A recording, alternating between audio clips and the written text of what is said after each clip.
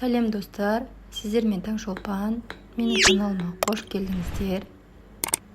Бүгін біз өте жұмсақ әрі дәмді болып шығатын медовый торт дайындайтын боламыз. Видеоны соңына дейін көріп, лайк басып, комментарий қалдыруды ұмытпаңыздар. Тортымызды дайындау үшін бізге мед, пищевой сода және сапалы 82% сары май, жұмыртқа, қант және де електен өткізілген ұн қажет. Ең алдымен водяной баняда, яғни су моншасында медімізді, оның үстінен пищевой содамызды салып, бір-бірімен реакцияға түскенше, яғни аппақ болып, көпіршігенше араластырып тұрамыз. Мінекей, дәл осы видеодағыдай реакцияға түсу қажет бір-бірімен. Одан кейін үстіне сапалы 82% сары майымызды салып, тағы да араластырып аламыз. Мінекей, енді бізде осындай масса пайда болды. Енді оны водяной банядан алып қоямыз. Ендігі кезекте 3 жұмыртқамызды және де қантымызды бір ыдысқа салып, вентиктің көмегімен жақсылап араластырып аламыз.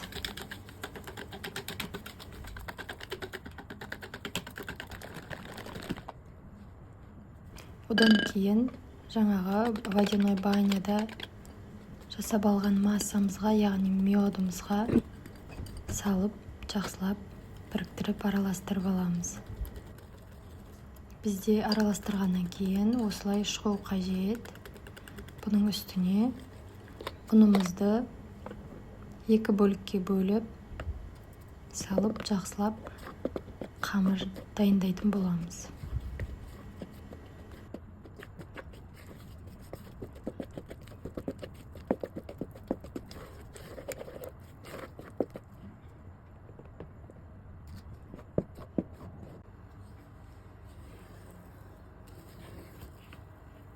Бізде осындай қамыр дайын болды.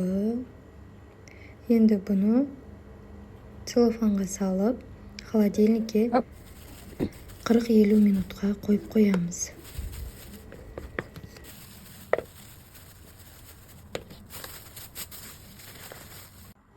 Тортымызға крем дайындайтын боламыз. Мен сгущенка, сметана және сары май пайдаландым крем үшін. Сіздер заварной крем немесе сливкимен өздеріңіз крем дайындап жасасаңыздар болады.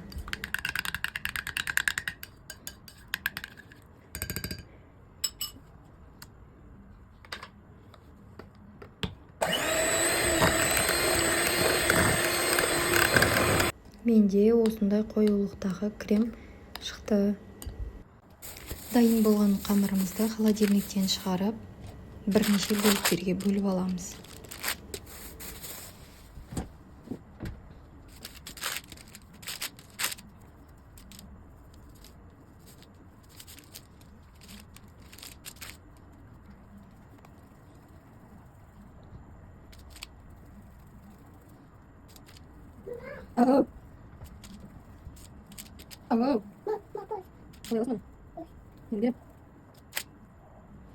Домалақтап алған дайын қамырларымызды оқтаудың көмегімен кішкене ұн себе отырып жайып аламыз. Және де мен тортқа арналған кольцоның көмегімен домалақ форма жасап, оны вилкамен тесіп дайындап қойдым.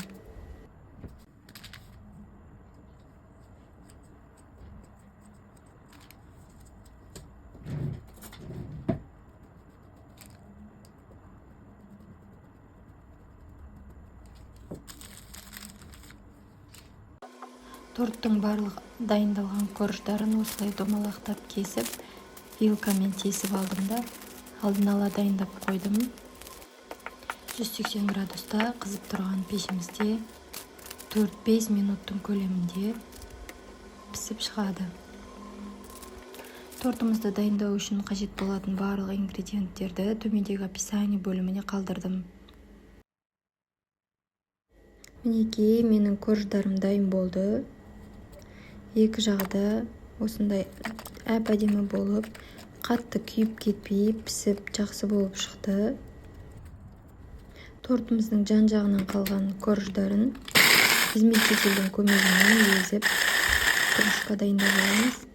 Тортымыздың бетіне себу үшін қажет болады.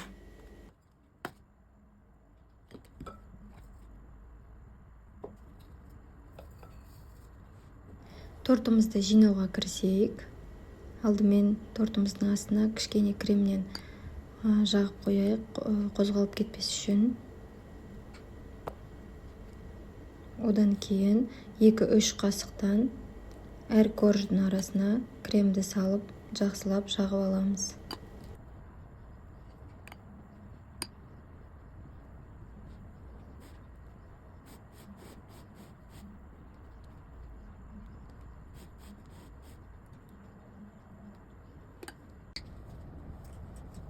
Енді тортымыздың бетін бағанағы корждарды, езіп алған корждарымызбен жауып сәндейтін боламыз.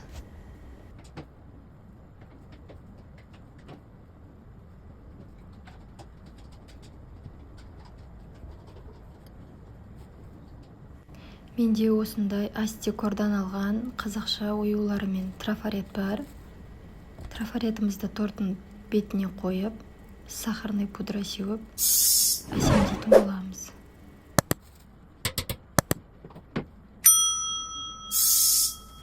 Мінекей достар, өте нәзік, әрі дәмді, жеп-жұмсақ тортымыз дайын болды. Сіздерге де жасап көруге кеңес беремін. Видео ұнаған болса, менің каналыма тіркеліп, лайк басып, пікір қалдыруды ұмытпаңыздар. Сіздермен болған Таңшолпан.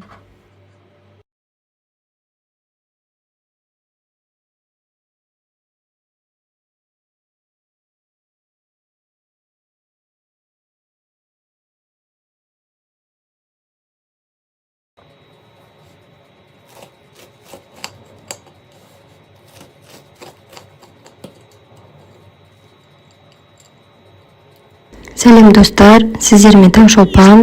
Бүгінгі менің YouTube каналымда осындай өте дәмді, қытырлақ болып шығатын Наполеон дайындаймыз. Бізге ол үшін сары май, жұмыртқаның сарысы, су, тұз және де уксус қажет болады. Ең алдымен осындай морозильниктен шыққан сары майымызды қосамыз ұнға, содан кейін тұзымызды және де 2 жұмыртқамыздың сарысын саламыз. Одан кейін суымызға 9 немесе 6% алма сірке суын қосып араластырамыз.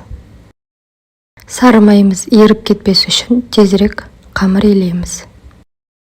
Тортты дайындау үшін қолданылған ингредиенттердің барлығының грамдарын описание бөліміне қалдырдым.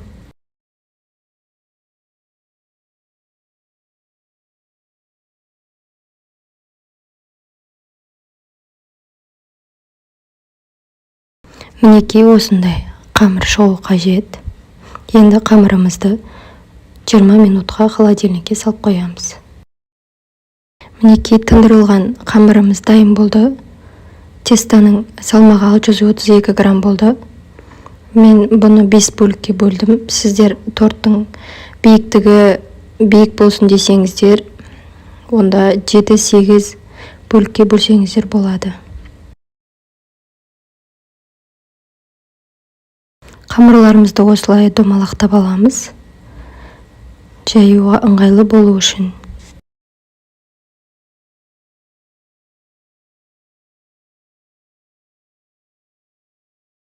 Осы уақыт аралығында пештеріңізді қыздырып қойсаңыздар болады.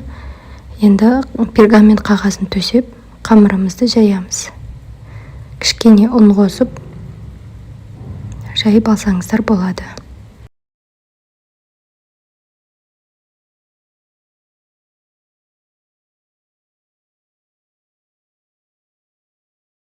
Ал енді тортымыздың кремін дайындаймыз.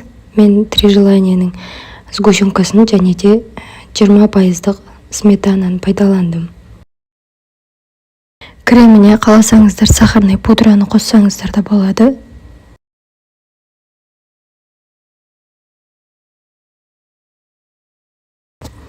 Сгущенка мен сметанды миксерлеп алдым. Мінекей біздің креміміз дайын.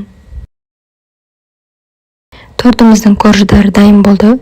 Мен крышканың көмегімен домалақ форма жасап алдым. Артық қалған корждарды тортымыздың бетін әрлеуге қалдырып қоямыз.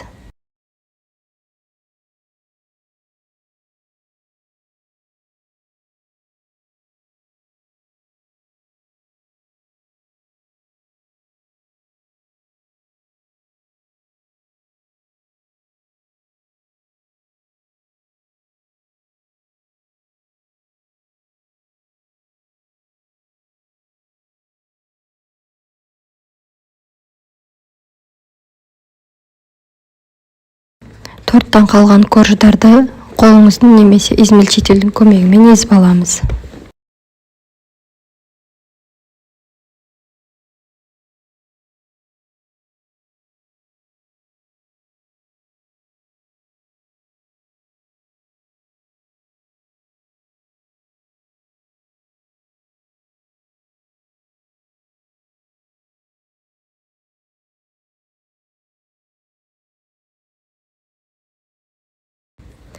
Тортты холодильникке салмай-ақ, осылай дайын болған уақытында кесіп жей беруге болады.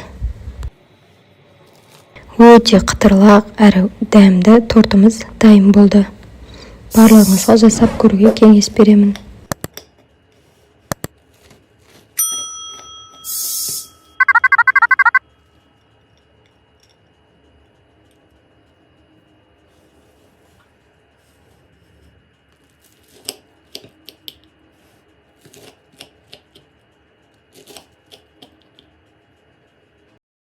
Сәлем достар, сіздермен Таңшолпан. Менің каналыма қош келдіңіздер. Бүгін біз осындай өте дәмді, жұмсақ синнабон дайындайтын боламыз. Видеоны қарамас бұрын достар, менің каналыма тіркеліп, лайк басып, комментарий жазуды ұмытпаңыздар. Тәттімізді дайындау үшін алдымен шұңғыл ыдысымызға жылы сүтімізді, тозымызды, қант және сұйық май, дрожжімізді салып, одан кейін бір жұмыртқамызды салып, жақсылап вентиктің немесе вилканың көмегімен араластырып аламыз.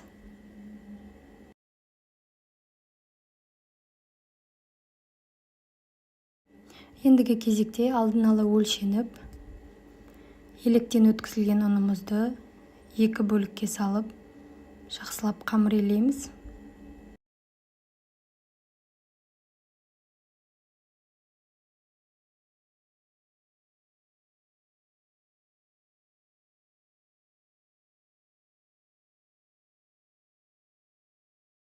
Ұнымыздың екінші бөлігін салғаннан кейін ертіліп, алдын ала өлшенген кішкене сары майымызды қосып, жақсылап қамыр илейтін боламыз. Мінекей достар, бізде осындай өте жұмсақ, қолға жабыспайтын қамыр шықты. Осыны целлофанға салып, холодильникке тындырып қоямыз. 20 минут көлемінде. Дайын болған қамырымызды жақсылап оқтаудың көмегімен жайып аламыз.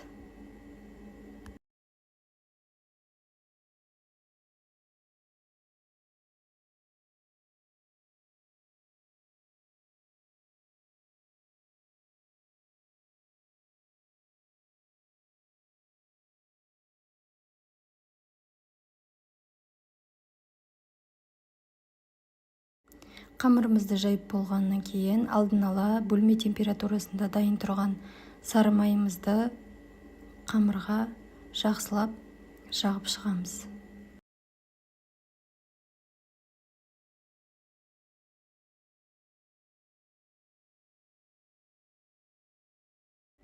Сары майды жағып болғаннан кейін корица мен қантымызды біріктіріп, осы қамырдың бетіне сеуіп шығатын боламыз. Толықтай. Осылай видеода көрсетілгендей қамырымызға толықтай сеуіп шығамыз. Достар, барлық ингредиенттерді төмендегі описание бөліміне қалдырдым. Сол жақтан қарап жасап көріңіздер. Енді қамырымызды дәл осылай видеода көрсетілгендей орап аламыз.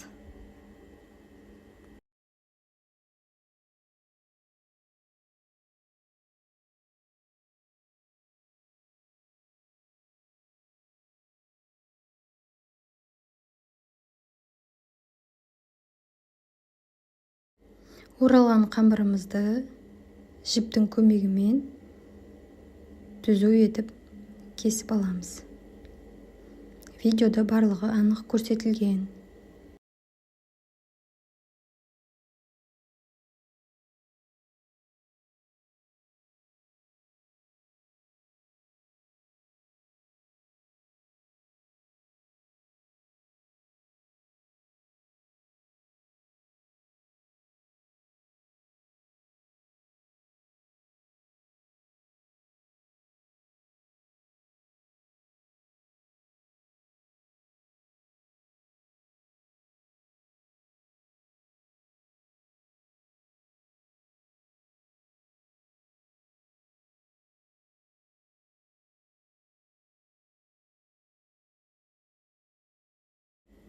Мінекей дайын болды. Енді алдын ала қыздырылған пешке пісіруге жібереміз.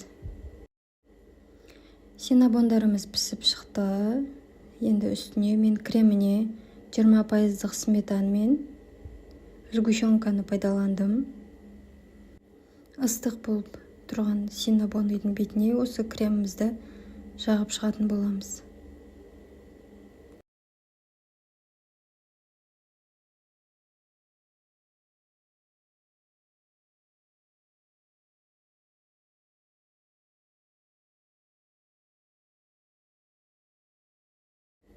Видео ұнаған болса, комментарий жазып, лайк басуды ұмытпаңыздар.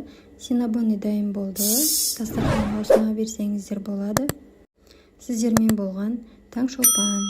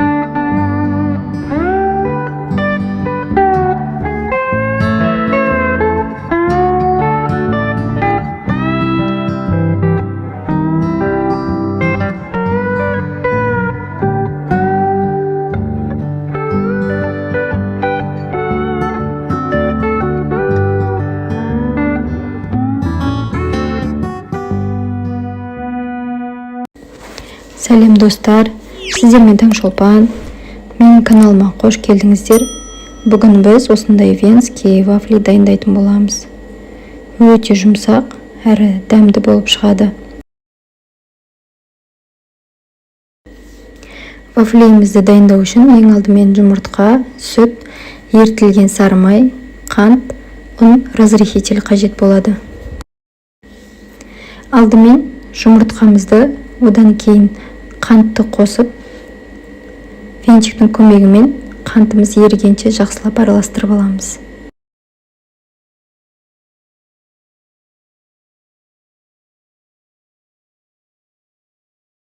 Одан кейін ерітілген сары майымызды және де сүтімізді қосып, тағы да араластырып аламыз.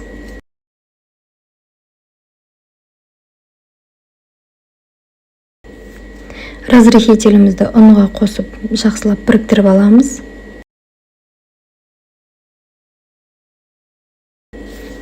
Ендігі кезекте ұнымызды екі бөлікке бөліп, қою масса шығаратын боламыз. Достар, менің каналыма тіркеліп, лайк басып, пікір қалдыруды ұмытпаңыздар.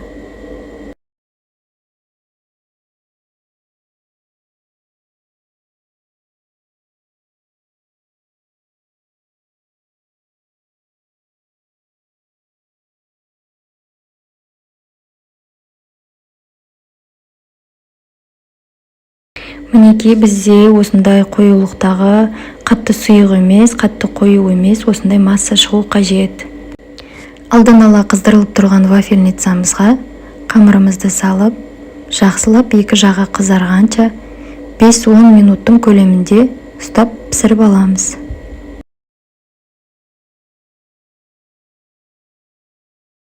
Менде вафлилар 7-8 минуттың көлемінде екі жағы қызарып, жұмсақ болып шықты. Сіздерде вафельница қандай болса, соған қарай өздеріңіз 5 минут, 10 минуттың көлемінде ұстап, осылай қызартып пісіріп алсаңыздар болады.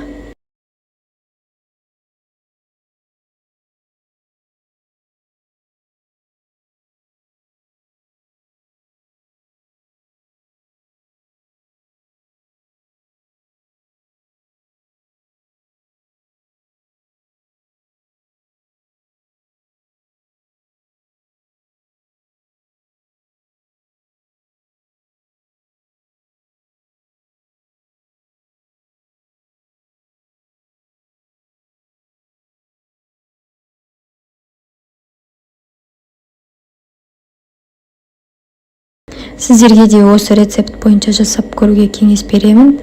Жасап, комментарийға өз пікірлеріңізді қалдырып кетіңіздер.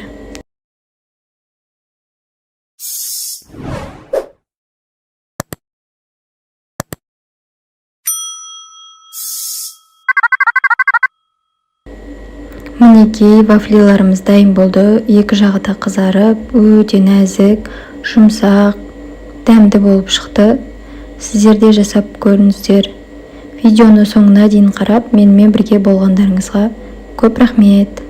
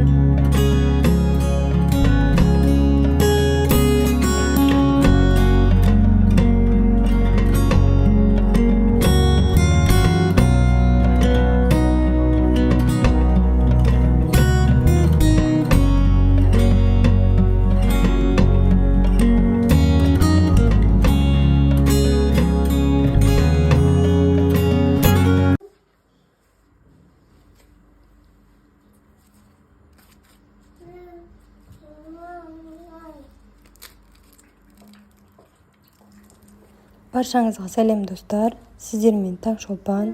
Менің каналыма қош келдіңіздер. Бүгін осындай қытырлақ, өте дәмді болатын чебуреки дайындайтын боламыз. Чебуреки дайындау үшін ең алдымен жылы суымызға тұзымызды, сұйық майымызды құйып, жақсылап араластырып аламыз. Одан кейін алдын ала електен өткізіліп, дайын тұрған ұнымызды салып, жақсылап қамыр илейтін боламыз.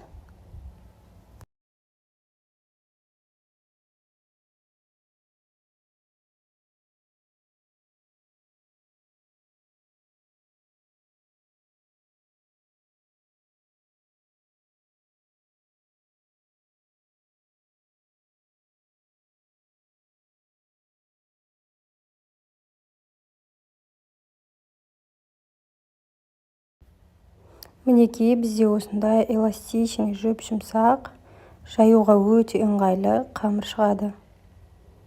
Оны пакетке салып 15-20 минутқа тындырып қоямыз. Чебурекиміздің начинкасына мен өзім картопты пайдаландым. Енді осындай қамырымызды жақсылап оқтаудың көмегімен қатты қалың етпей, қатты жұқа етпей, жақсылап жайып аламыз.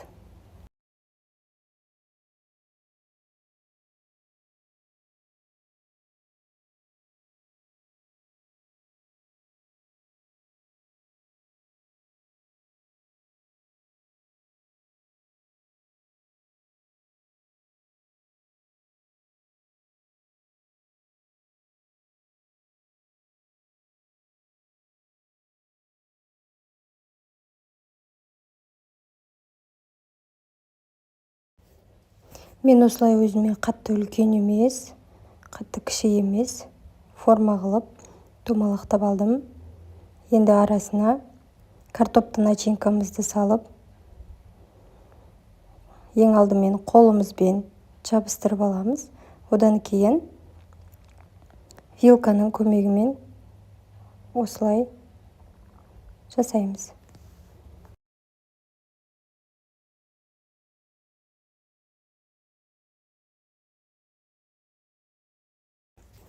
Достар, менің каналыма тіркеліп, лайк басып, пікір қалдыруды ұмытпаңыздар. Менде осы қамырдан 15 штук чебуреки шықты. Сіздерге бұдан да көп чебуреки қажет болатын болса, бұл көлемді 2 еселеп жасасаңыздар болады. Достар, толық рецепті описание бөліміне қалдырдым.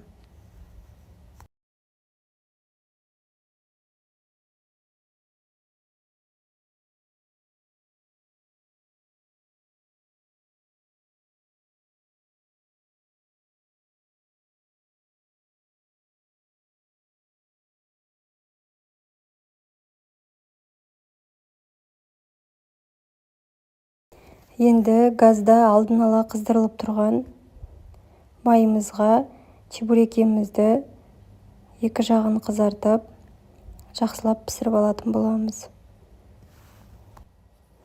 Пісіп жатқан чебурекилердің үстіне осылай кішкене қасықпен сұйық майды құйып отырсаңыздар, жақсылап көтеріліп, қытырлақ болып шығады.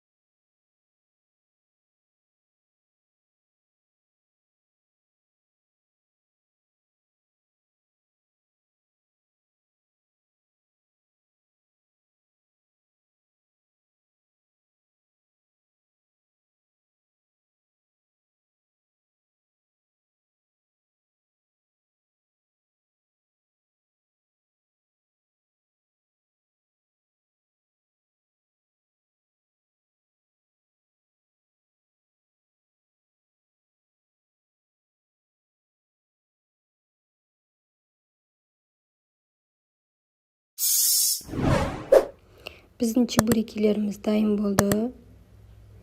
Арасы толықтай пісті. Қамыры да өте керемет, қытырлақ болып шықты.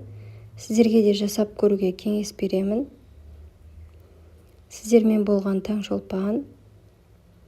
Менің каналыма тіркеліп, лайк басып, пікір қалдыруды ұмытпаңыздар. Қош сау болыңыздар.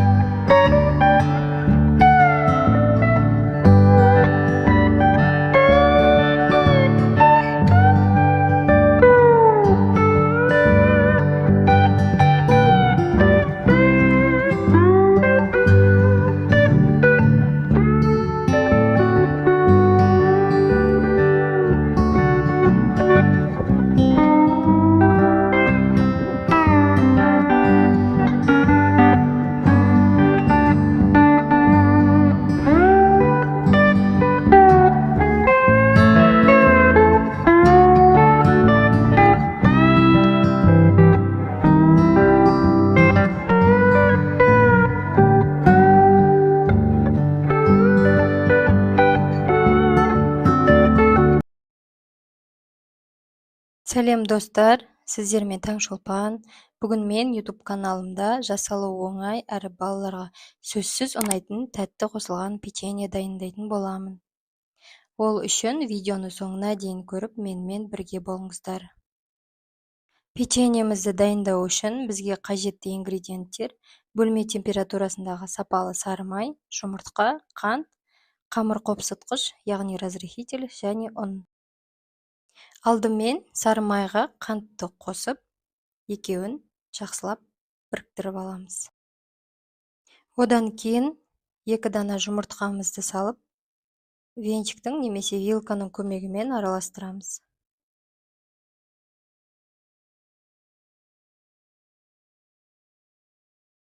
Осы үшеуін қосып болғаннан кейін, алдын ала електен өткізілген ұнымызға разрыхительді салып, араластырып аламыз. Енді ұнымызды жұмыртқалы массамызға 2 бөлікке бөлу арқылы салып араластыратын боламыз. Достар, алдағы уақытта басқа да жаңадан шығатын видеоларымды көру үшін каналыма тіркеліп, қоңыраушаны басып қойыңыздар.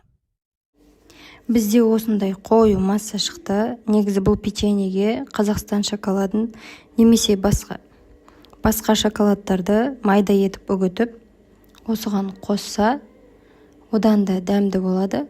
Менде дәл сол уақытта шоколад болмаған себепті вареный сгущенка қостым. Дайын тұрған табамызға пергамент төсеп, осы печеньелерді қасықтың көмегімен орналастыратын боламыз.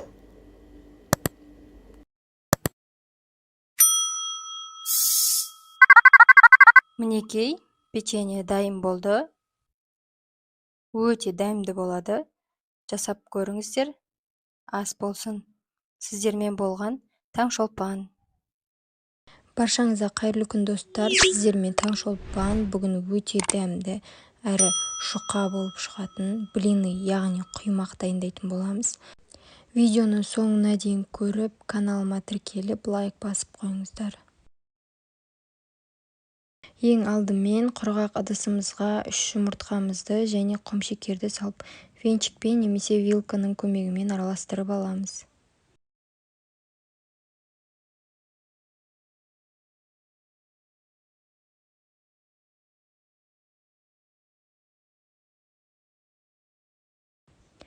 Одан кейін разрыхителімізді, яғни қамыр қопсытқышымызды саламыз.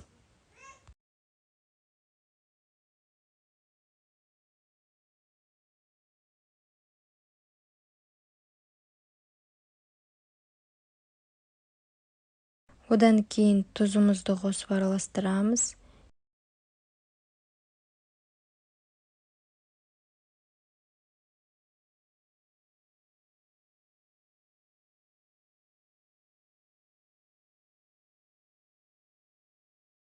Жақсылап араластырып алғаннан кейін сұйық майымызды қосамыз және де сүтімізді қосамыз. Бұл жерде сүттің майлылығы мен температурасы маңызды емес.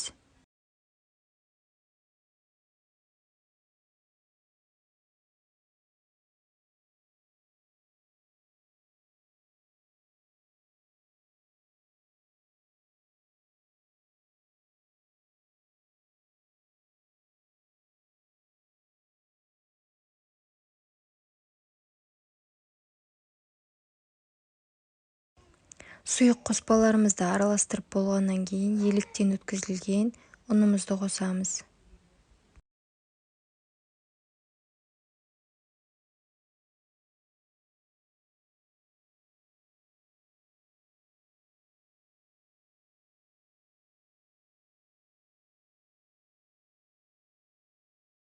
Ұнымызды қосып жақсылап араластырып алғаннан кейін қайнаған ыстық суымызды қосып, миксердің көмегімен жақсылап миксерлеп аламыз.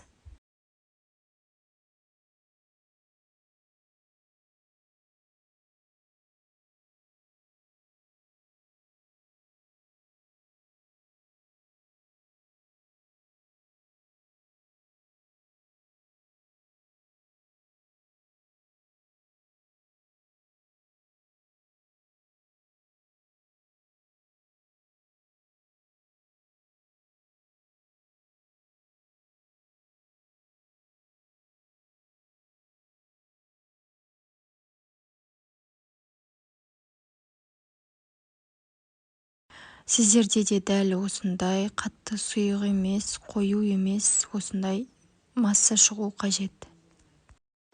Сұйық массамызды алдымен табаға құймас бұрын табамызды шамалы майлап аламыз. Содан кейін табаға орналастырып, осындай тесіктер пайда болғанша, асты қызарғанша ұстаймыз.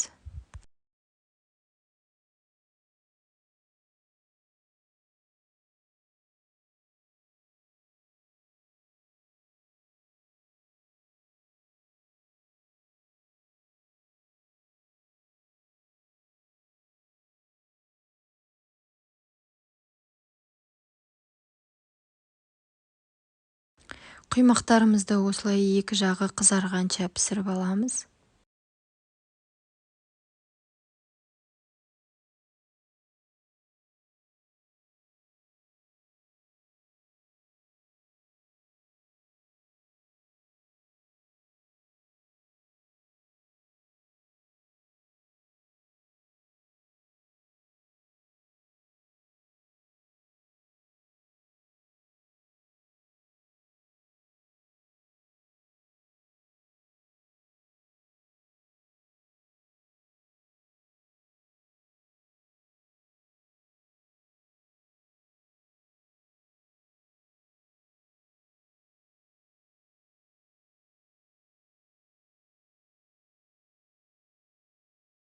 Менің каналыма тіркеліп, лайк басып қойыңыздар. Алдағы уақытта бұдан да керемет видео рецепттер шығаратын боламын.